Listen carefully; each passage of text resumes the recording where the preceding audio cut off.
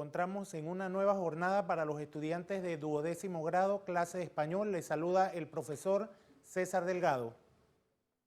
En esta ocasión vamos a tratar el tema acerca del enriquecimiento léxico y vamos a ver cuáles son los componentes de esta jornada.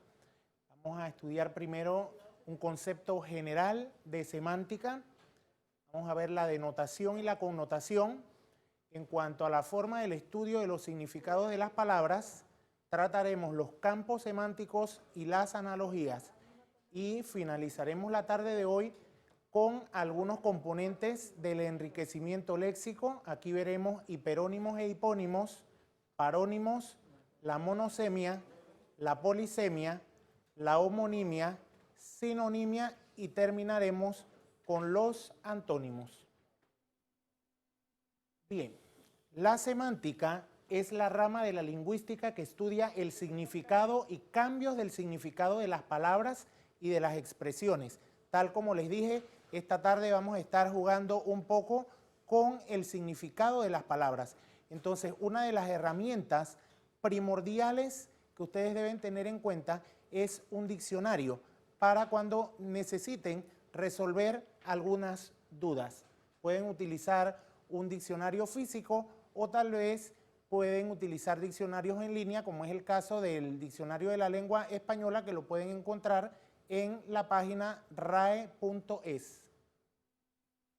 Bien, iniciaremos ahora con los conceptos de denotación y connotación.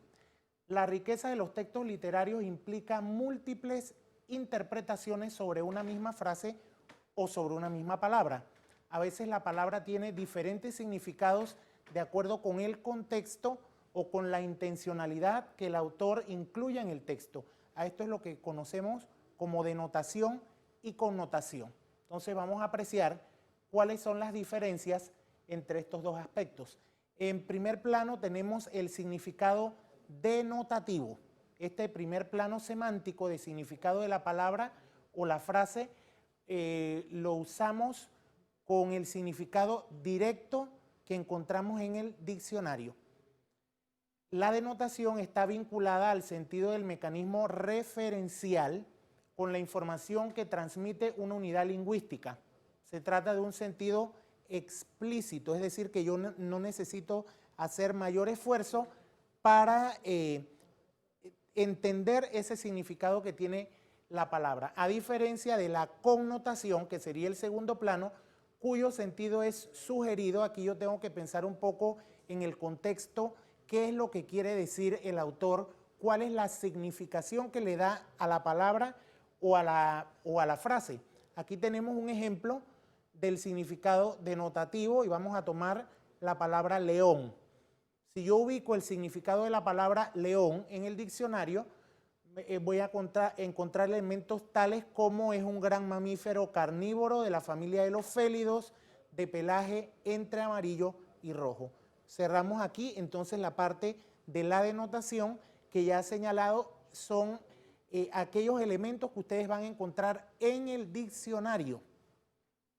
A diferencia del segundo plano semántico de significado de esa palabra o de la frase que esté analizando, que en este caso es la palabra león, el uso del sentido connotativo tiene que ver con la intencionalidad del emisor. Es decir, ¿qué es lo que quiere decir?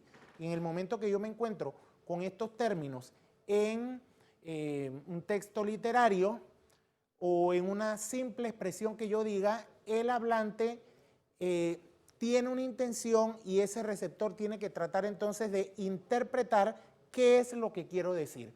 Por eso se dice que la connotación agrega un sentido extra. Ese sentido extra lo da el emisor, ¿verdad? Pero tenemos que ver si el receptor está en la capacidad de interpretar esos dobleces que hay en la palabra. Bien, algunos ejemplos de connotación son los refranes, la metáfora, el albur. Todas estas son figuras que vamos a encontrar en los textos literarios y que ustedes pueden ahora mismo tomar nota y sobre la marcha en la semana van buscando cuáles son esas ideas que nos aportan esas figuras literarias. El sentido connotativo es muy común en la literatura. cuando hablamos de la literatura, en cuentos, en poesías, en novelas, ¿verdad? Que los autores utilizan muchos mecanismos para enriquecer sus textos. En el caso de la poesía dice que este género crea relaciones entre un primer significado de la palabra y le añade otro, dándole un giro novedoso. Por eso, cuando estamos interpretando poesías, tenemos que hacer varias lecturas para poder interpretar ese sentido que nos ha querido transmitir el autor del poema. Entonces, vamos a ver acá. En el lado derecho, el significado connotativo, ya habíamos visto la palabra león, pero ahora ese término o esa palabra se la vamos a añadir a un hombre que tiene algunas características como audaz, imperioso y valiente. Entonces, allí es que está la pericia del que está analizando. O sea, cuando yo utilizo la palabra león, con ese sentido de audaz o valiente, no nos estamos refiriendo al término que yo encuentro en forma denotativa para referirme al animal. O sea, acá aporta un significado distinto. Fíjense que este aspecto de la denotación y la connotación también lo puedo analizar en imágenes. Aquí, por ejemplo, le puedo preguntar al grupo cuáles son los elementos denotativos que observan en la imagen. Entonces, ¿qué me va a decir la clase? Vemos un hombre, hay un escritorio, hay una silla de oficina, hay un bote allí de pegamento, y tal vez lo que más le va a llamar la atención al grupo es que las paredes están siendo tapizadas con unos papeles que simulan los libros de una biblioteca, ¿sí? Esos son los elementos entonces de la denotación que estoy observando en la imagen. Sin embargo, si yo pregunto qué connotación nos aporta esa imagen, entonces vendrá la serie de inferencias que va a hacer el estudiante. Y uno me puede decir, bueno, que aquí hay falsas apariencias. O sea, ¿por qué razón la persona que ha decidido tapizar esa oficina, un estudio, no ha escogido otro fondo, sino los libros? Porque se ha dado cuenta que aunque no sea un lector, esos libros les dan prestigio. Le dan prestigio porque tal vez si es una persona que realmente fuera un lector empedernido, ¿qué haría? Aunque tuviera una biblioteca pequeña, allí fueran libros reales en físico. Pero acá lo que está haciendo es un tapiz. Pero la conclusión a la que podemos llegar es que la persona que ha mandado a hacer ese trabajo se da cuenta que esto le da prestigio. Entonces, así mismo como nosotros podemos analizar un refrán o podemos analizar un fragmento de cualquier texto literario, también nosotros podemos ver la denotación y la connotación en diversas imágenes. Bien, seguidamente vamos a ver otro de los componentes de la clase de hoy, que es el campo semántico. ¿Qué es un campo semántico? Un conjunto de palabras que pertenecen a una misma categoría gramatical. Cuando hablamos de una misma categoría, puede que todos sean sustantivos, que todos sean adjetivos, que todos sean verbos. Esas son las categorías gramaticales. Pero ¿qué es lo importante aquí? Que comparten un significado básico, pero se diferencian entre sí por algún rasgo específico. El rasgo común se utiliza para nombrar el campo semántico. Aquí en esta imagen que pueden apreciar ustedes, el rasgo común es colores. Y entonces hay toda una gama de colores allí que constituyen un campo semántico. Y así decimos negro, violeta, rojo, marrón, azul, verde, etc. Entonces, todas esas palabras que están alrededor de colores pertenecen a la categoría gramatical de sustantivos, ¿verdad? Si yo digo el rojo, el azul, sustantivo, pero en un momento dado esos colores pueden modificar a un sustantivo y entonces cambian y se convierten en adjetivos. Aquí podemos ver que estas palabras tienen dos posibilidades dependiendo de cómo se combinan en las frases o en las oraciones. Bien, acá tenemos otros ejemplos de campo semántico. En la izquierda vemos cuál es el rasgo o el valor común, ¿verdad? En el primer caso tenemos asiento y qué palabras conforman ese campo semántico. Silla, butaca, sofá, banqueta. En segundo plano tenemos pájaro. ¿Qué palabras constituyen el campo semántico? Gorrión, ruiseñor, jilguero, golondrina, colibrí. Tenemos un tercer rasgo común aquí y sería el del árbol: pino, abeto, abedul, cedro, olmo. Y finalizamos con algunas virtudes, como es el caso de caridad, paciencia, humildad y constancia. Así ustedes se pueden dar cuenta que pueden establecer infinidades de campos semánticos. Entonces, ¿qué es lo que estamos haciendo en la tarde de hoy? Como lo señalamos en el tema central, enriquecimiento léxico. Es decir, que yo me voy a apropiar de diferentes palabras que me van a permitir una mejor comunicación de forma oral o de forma escrita. Entonces, eso tengo que tenerlo presente. Yo puedo armar mis campos buscando el diccionario, ¿verdad? Si a mí me piden que yo aumente esta lista de los árboles o de las virtudes, primero yo puedo mencionar toda una serie que van a constituir el bagaje que yo tengo y es mi disponibilidad léxica. ¿Cómo yo voy a lograr esa disponibilidad léxica? Leyendo diferentes libros, leyendo el periódico, actualizándome todos los días, y entonces cada vez que yo encuentre una palabra cuyo significado desconozco, debo investigar el significado. Entonces de esa manera yo voy a tener un léxico enriquecido, porque ese léxico, ¿verdad?, es el conjunto de todas las palabras que yo domino en un campo semántico o en el aspecto de las analogías, como vamos a entrar en este momento. Bien, las analogías establecen relaciones de semejanza entre parejas de palabras distintas o pueden ser frases. Fíjense que si aquí yo les pregunto, ¿qué relación puede haber entre matrimonio y boda? El grupo puede decirme que aquí hay una relación de sinonimia. Entonces las analogías se pueden dar por sinónimos. Hace un par de semanas nosotros tratamos un texto cuyo tema era la decadencia de las civilizaciones y veíamos cómo una de las formas de decaer era hacerlo como un castillo de naipes. Entonces cuando yo creo ese tipo de imágenes estoy ante diversas analogías que pueden ser por sinónimos. Nos podemos encontrar por estas que son de complementariedad, o sea, una palabra complementa a la otra, ¿verdad? Clavo complementa a martillo al realizar algún tipo de trabajo, como el arco complementa al violín como instrumentos musicales. Entonces, fíjense cómo hay una gama de palabras que van surgiendo en diferentes campos. Bien, acá tenemos otro tipo de analogías que son las de continuidad, o sea, hay una relación de continuidad entre las palabras. Por ejemplo, cuando yo digo lunes, martes o que yo diga sábado, domingo, o sea, hay una secuencia allí.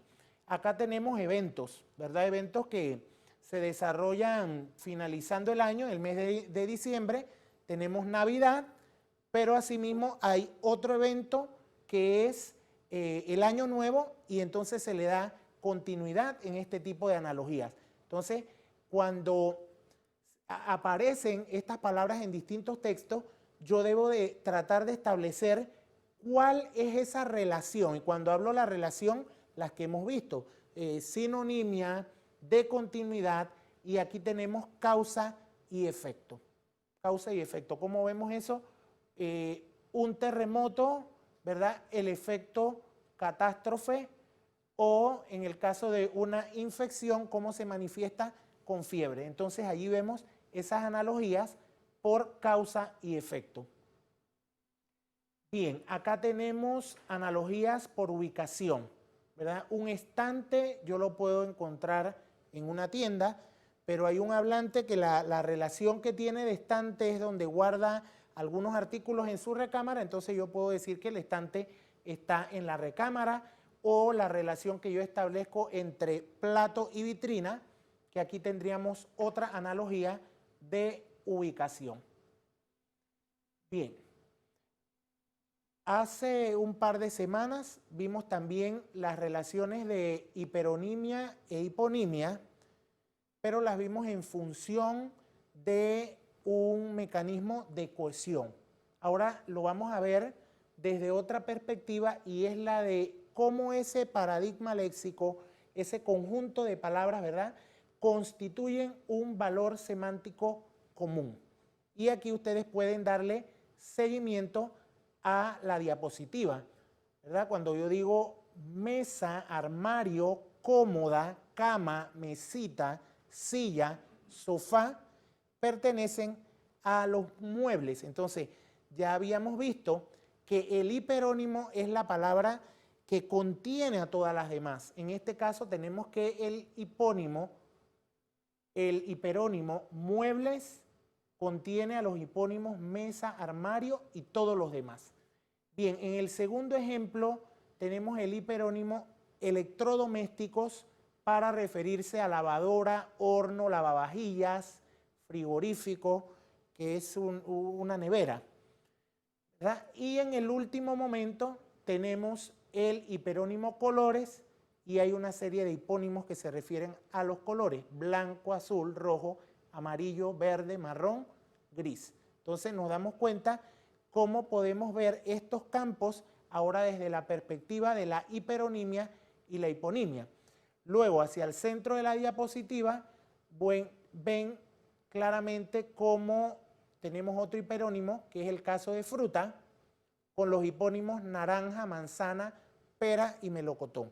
En este momento ustedes pueden estar haciendo allí sus notas, ¿verdad?, de los hiperónimos, y se van a dar cuenta de que estas listas ustedes las pueden enriquecer con todos los conocimientos previos que tienen. Ustedes pueden agregar otros nombres de frutas, otros colores, otros electrodomésticos que tienen en su hogar, y asimismo con los muebles. Entre hiperónimo e hipónimos se da también una relación de inclusión. Ya lo hemos dicho, el hiperónimo es como el contenedor de todas las otras palabras, ¿verdad? El hiperónimo o valor general incluye en su clase a todos sus hipónimos. Entonces allí nos encontramos con la palabra calzado, que va a ser el contenedor, y entonces en ese grupo de los calzados yo puedo tener zapatillas, botas, zapatos, sandalias y todo el resto de tipos de calzados que a ustedes se les ocurran. Bien, en la siguiente diapositiva tratamos de ponerlo de una manera más concreta para que ustedes lo vean ahora con imágenes. Aquí tenemos el caso de hiperónimo. El hiperónimo es la palabra vertebrados, y todas las otras imágenes que ustedes ven allí constituyen entonces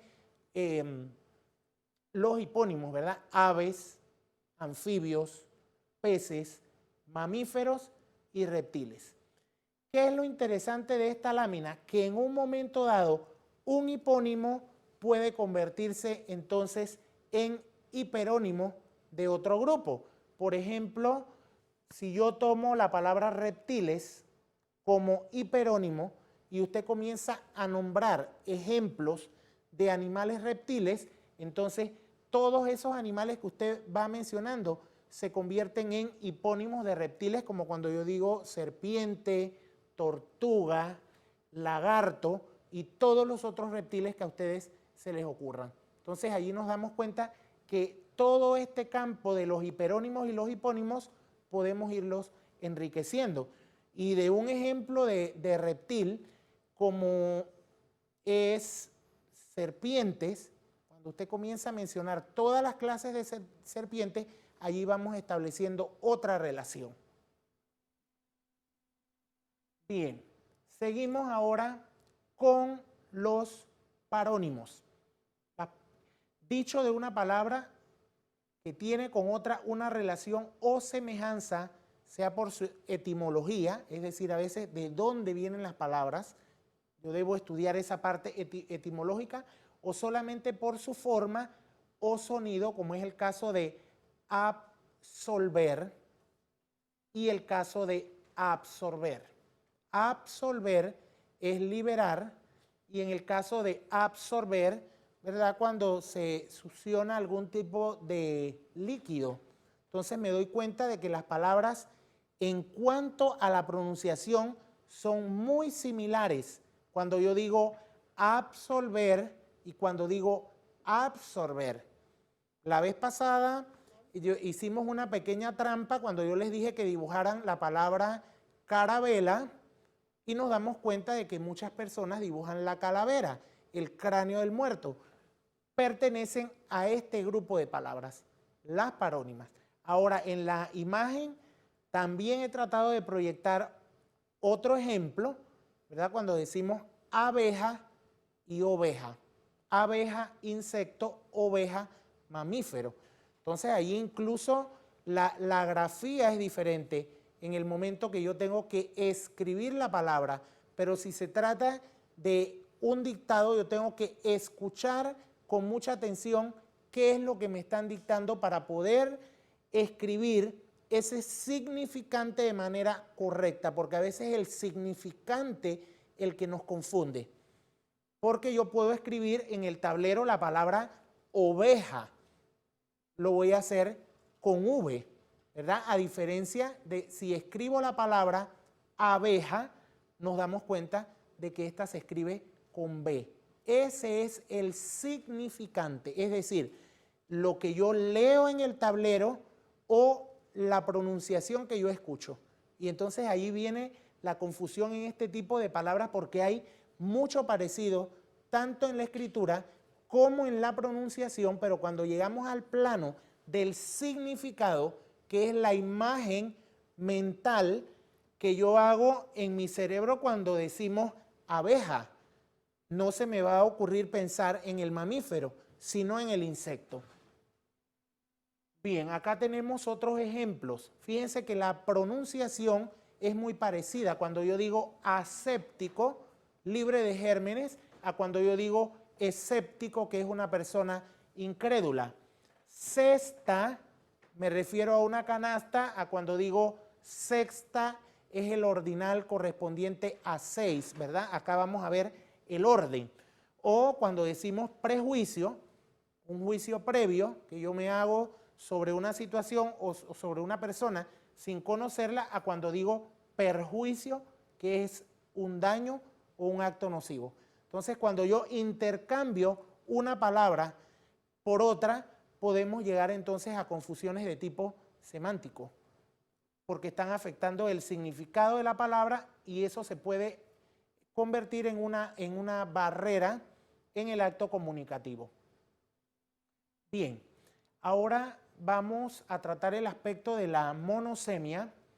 Supone una única asociación posible entre el significado y el significante, lo que acabamos de señalar. Significado es la imagen que se viene a mi mente y ahora lo vamos a ver con los ejemplos, y el significante es la palabra, escrita o en el momento que yo la escucho.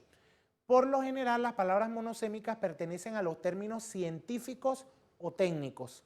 La medicina o alguna rama especializada, nos vamos a dar cuenta de que esa terminología tiene un solo significado. Entonces, a eso es lo que llamamos monosemia, donde no puede existir la ambigüedad y se busca la mayor precisión posible. Entonces, la monosemia consiste en el significado único de una palabra. Y aquí tenemos dos ejemplos, la palabra estetoscopio y la palabra saliva. Ustedes pueden hacer el ejercicio y entrar al diccionario en línea y buscar la palabra estetoscopio y se van a dar cuenta que tiene un solo significado, o si busco la palabra saliva.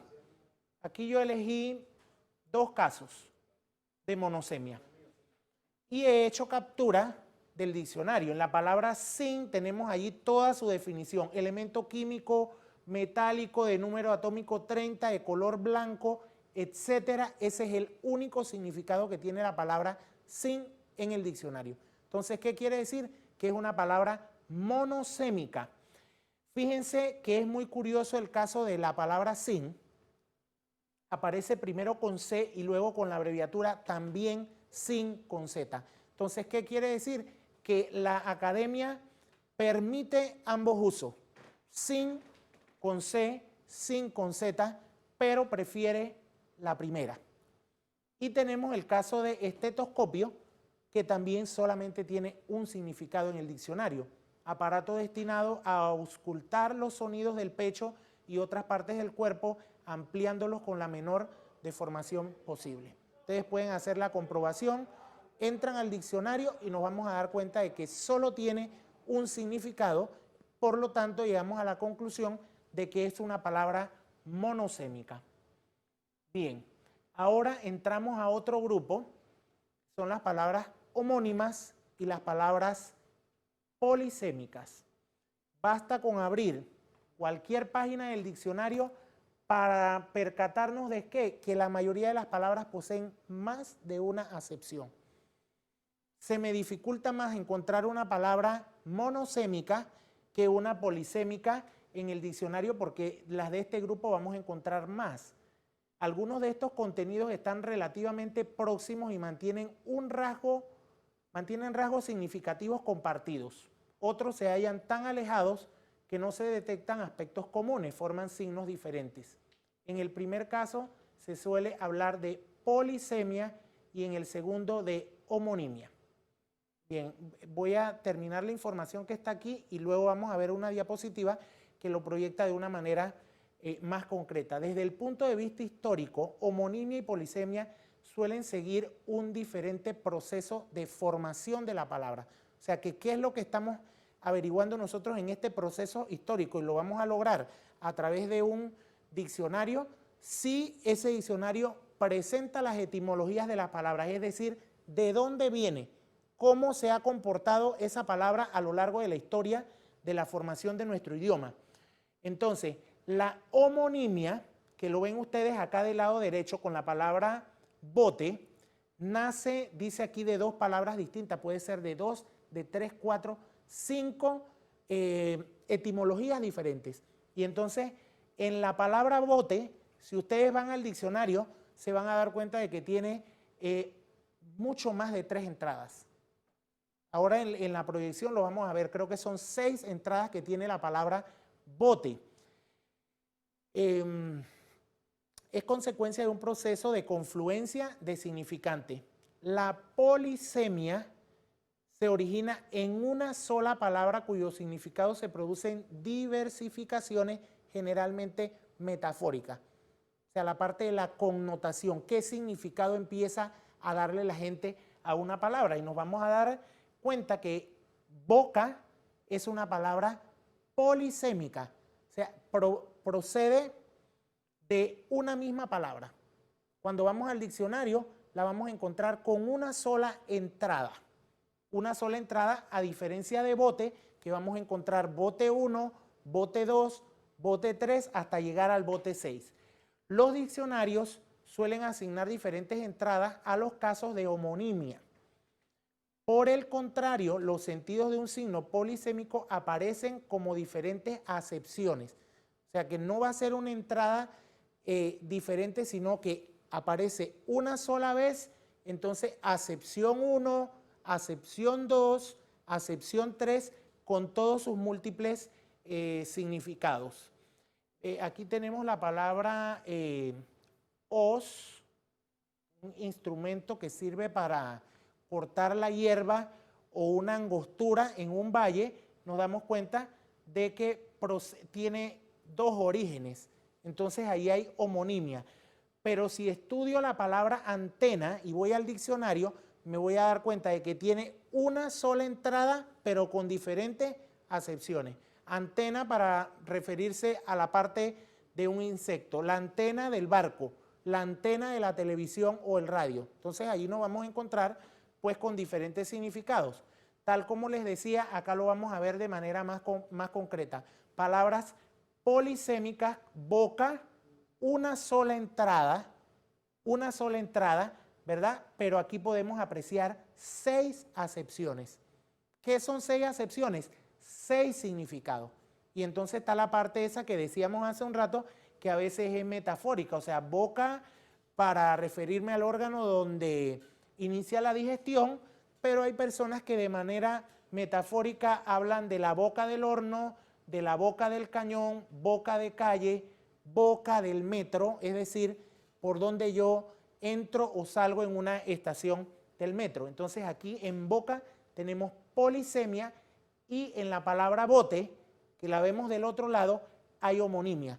¿Por qué razón? Cada una de estas entradas que ven ustedes aquí numeradas es un significado que van a encontrar en el diccionario, pero con entrada diferente. O sea que pueden ver que en el primer plano es la palabra boca con sus 6 acepciones en una misma entrada. Pero cuando yo voy a consultar la palabra bote para referirse a un recipiente o bote para referirse a la embarcación y todos los otros significados que ustedes pueden encontrar, nos vamos a dar cuenta de que las entradas están separadas. Muy bien. Nos vamos a encontrar ahora con el fenómeno de la sinonimia, que ustedes lo han estudiado a lo largo pues, de su escuela primaria y en secundaria. Los profesores les dan listas de sinónimos con el propósito de que ustedes enriquezcan el vocabulario. Si yo veo esos sinónimos de manera descontextualizada, es decir, con la simple lista que me aprendo, pues yo voy a ampliar mi vocabulario. Sin embargo, si encuentro esas palabras en un texto específico, entonces tengo que ver cuál es el significado y cuál es la más precisa en ese contexto. Entonces aquí tenemos que en la sinonimia un solo significado se asocia a varios significantes.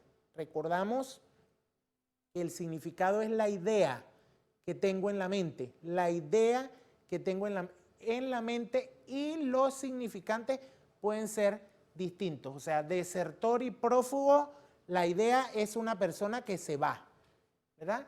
Pero los significantes, es decir, la palabra es diferente.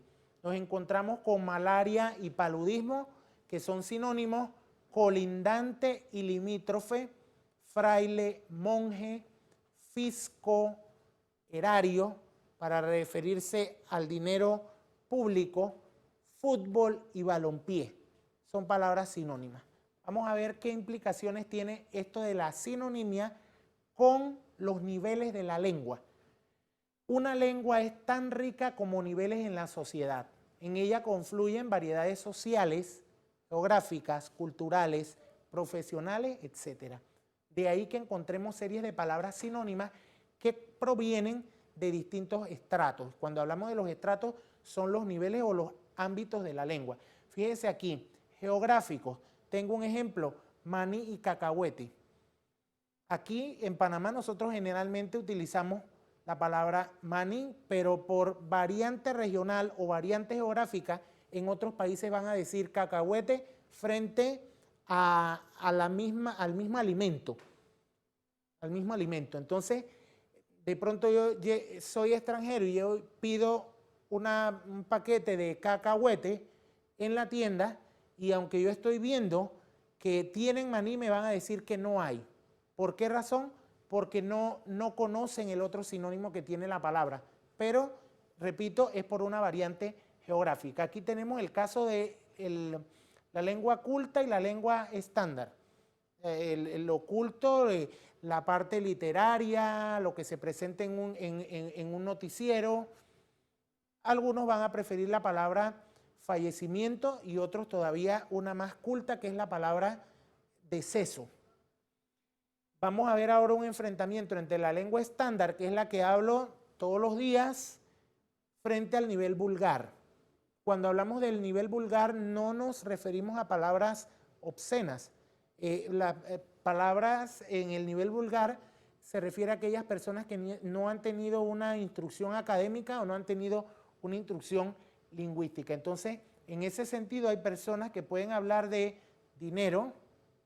Tengo $200 en mi cuenta de ahorro, frente a otro que dice tengo 200 palos en mi cuenta de ahorro. O sea, ahí estamos frente a los dos niveles, el estándar y el nivel vulgar. Hay otros que pueden venir por préstamos. Préstamos, tenemos el caso de la palabra balompié para referirse al deporte fútbol. El fútbol, como sabemos, es proveniente del inglés, entonces allí en un momento dado eso fue un préstamo, pero en la actualidad ya lo encontramos en nuestro diccionario y acentuado como una palabra grave, entonces ya no es un préstamo sino una palabra castellanizada que se ha adaptado a nuestra lengua. Y otra parte puede ser sinónimos que vienen del nivel etimología, o sea, isleño o insular, para referirnos a una persona que ha nacido en una isla. Cuando vamos a ver los matices etimológicos son diferentes. Entonces, ¿esto cómo lo vamos a trabajar para resolver cualquier duda? Con el diccionario es lo más apropiado. Entonces, fíjense aquí un impacto entre sinónimo y connotación. Para que dos términos sean sinónimos es necesario que posean la misma significación, no las mismas connotaciones. Recuerden que las connotaciones las hacemos nosotros cuando interpretamos de una manera. Entonces no podemos decir que entre una palabra sea sinónima de otra porque esa ha sido mi connotación. No, para poder que sean sinónimos tenemos que llegar todos a un común acuerdo y que toda la comunidad entienda el significado de la palabra o la frase. Las connotaciones son subjetivas, lo que acabo de explicar, no pertenecen al código o al sistema de la lengua, sino que pertenecen al individuo. Cómo yo interpreto el significado de la palabra. Y como último tema de la tarde de hoy, tenemos la antonimia, que son los conocidos antónimos, ¿verdad? Se da entre dos palabras con significados opuestos o contrarios. Esta oposición se presenta de diversas formas. Vamos a ver de qué modo. Primero nos vamos a encontrar con los antónimos morfológicos. Tienen que ver con la forma de la palabra. Se forman añadiendo a la raíz de la palabra un prefijo, y aquí tenemos algunos ejemplos, in, des, a, el cual significa negación, oposición o privación, y entonces ahí hay toda una lista que yo puedo generar el antónimo con el simple hecho de poner el prefijo. Comprensible, tengo el antónimo incomprensible. Perfecto, imperfecto, aquí no voy a tener el prefijo in, sino im, porque tengo que cumplir con la regla ortográfica de que antes de p se escribe m. Político, apolítico, posible, imposible, agradable, desagradable. Entonces se dan cuenta cómo puedo generar antónimos con el simple hecho de colocar un prefijo. Compuesto, descompuesto, vertebrado, invertebrado, teñir y desteñir. Interesante, ¿verdad? Cómo vamos enriqueciendo nuestra lengua. Entonces, salimos de los antónimos morfológicos y entramos ahora en los antónimos léxicos.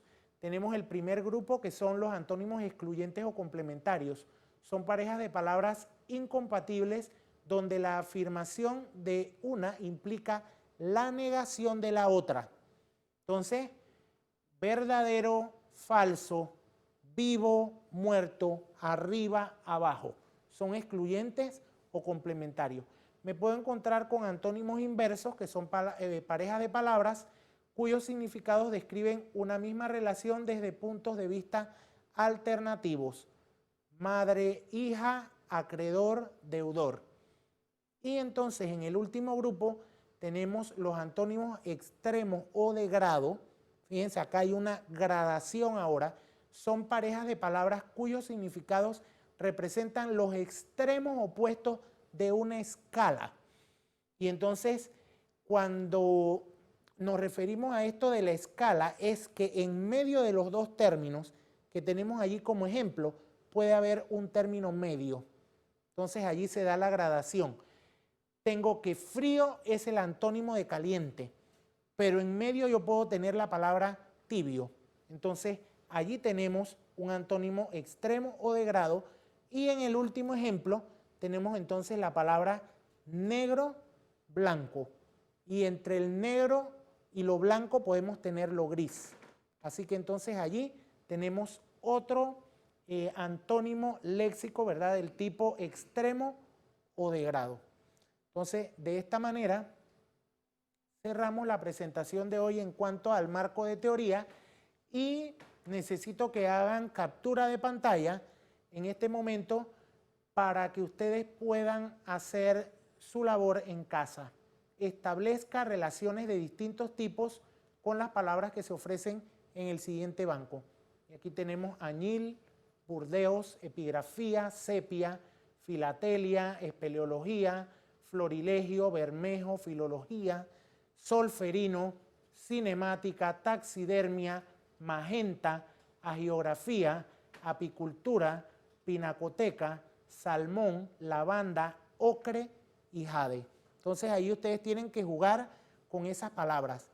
¿Qué relaciones pueden establecer? ¿Surgirá algún campo semántico aquí?